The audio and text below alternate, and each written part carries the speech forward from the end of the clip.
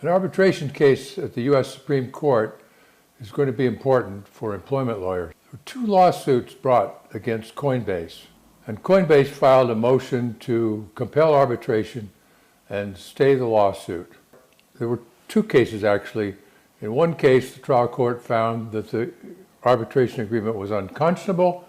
In the other case, that the agreement did not apply, so refused to order arbitration, but also refused to grant a stay.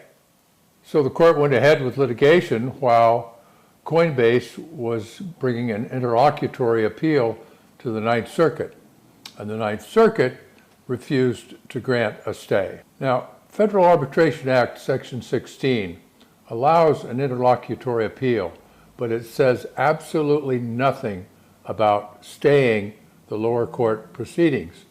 And Coinbase is simply arguing, look, every time you have an appeal, it always divests the trial court of jurisdiction over everything that appeal applies to.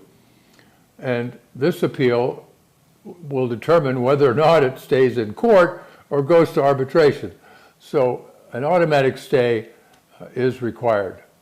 Meanwhile, the plaintiffs are taking a look at Section 3 of the Arbitration Act, which does talk about a stay and says that the trial court will grant a stay, the court being satisfied that the case ought to go to arbitration. So you've got these two different ways of looking at the statute, and of course it makes sense to grant a stay, but the Supreme Court is required to interpret the statute.